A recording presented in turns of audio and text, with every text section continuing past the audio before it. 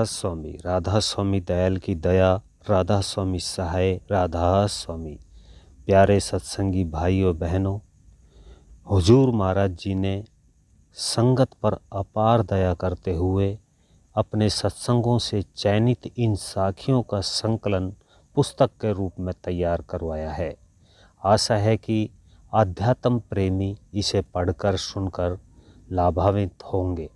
सो किस तरह फरमाते हैं महाराज जी, सुनिए। मथुरा के किसी धनाढ़े सेठ का गुरु कोई साधु था जो बहुधा बैराग का उपदेश सुनाया करता था, परंतु सेठ उनकी बातों को नहीं समझता था और न उन्हें सच्चा मानता था। एक दिन उसने साधु से कहा कि महाराज, घर में रहकर कोई बैरागी नहीं हो सकता। साधुओं की तो मैं कहता नहीं, उनके पास न धन है, न द्रव्य है, न बाल और न बच्चे।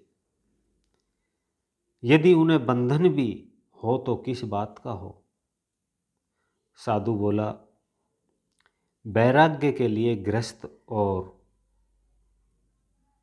विरक्त का कोई भेद नहीं है, ये तो केवल मन की बात है।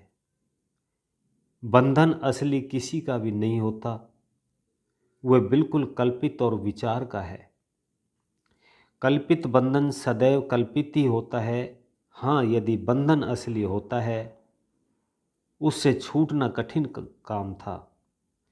ईश्वर भी उससे मुक्ति नहीं दिला सकता। सेठ ने कहा, मैं आपकी बात कैसे मानूं? साधु बोला, मेरे साथ तीर्थ यात्रा करने चलो, मार्ग में तुमको कहीं न कहीं बंधन और मोक्ष का रूप दिखा दूंगा और तुम स्वयं समझ जाओगे कि कौन रागी है और कौन बैरागी है। दोनों तीर्थ यात्रा के लिए निकल पड़ते हैं। कुरुक्षेत्र, हरिद्वार, प्रयाग, नीमसार, मिश्रिश और अयोध्या होते हुए काशी पहुंचे। वहां तक सेठ के पास जो कुछ रुपया था खर्च हो गया और आगे यात्रा करने से मजबूर थे। सेठ जी का कोई परिचित बनिया वहां रहता था, जिससे प्राय लेने देने का व्यवहार भी रहता था। सेठ और साधु दोनों उनके पास गए और काम में लगा हुआ था। वह काम में लगा हुआ था। सेठ ने उससे ऋण लेने की इच्छा प्रकट की। अपना नाम बताया। बनिए ने कहा कि ऋण तो मैं तुमको अवश्य दूंगा, परंतु आज छुट्टी नहीं है। लेखा में 2-4 रुपए की गड़बड़ सी हो गई है। परसों आओ, मैं तुमको रुपया दूंगा। ये अपना सा मुंह लेकर चले आए। साधु ने कहा कि यह बनिया बैरागी है।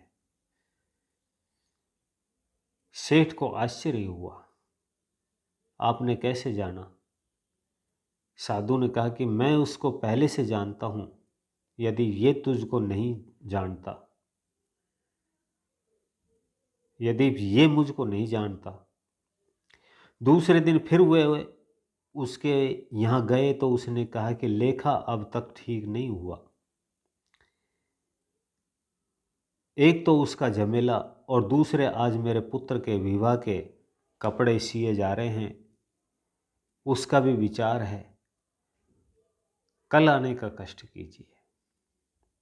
आज मुझे सांस लेने की भी आवश्यकता नहीं है, अवकाश नहीं है। आज मुझे सांस लेने का भी अवकाश नहीं है। ये उदास होकर वापस आए। तीसरे दिन फिर गए। संयोग की बात, जिस पुत्र का विवाह होने वाला था उसको रात्रि के समय सांप ने डस लिया और वह मर गया और उसका शव निकालकर बाहर रखा हुआ था। रोना पीटना मचा हुआ था। सेठ लेखा बही के काम में लगा हुआ था। उसके मुखाकृत्य पर एक सिकुड़न तक नहीं आई थी। उसने इनको और इन्होंने उनको देख लिया। ये निराश वापस आने को ही थे कि बनिए ने पुकारा कि आइए, आप कहाँ जाते हैं? दोनों लौट पड़े। बनिए ने उनको आदर के साथ बैठाया। अभी आप सुन रहे थे कौन रागी और कौन बैरागी। इस कहानी को पूरा सुनने के लिए दूसरा भाग अवश्य देखें। सभी सत्संगी भाई और बहनों को राधा स्वामी।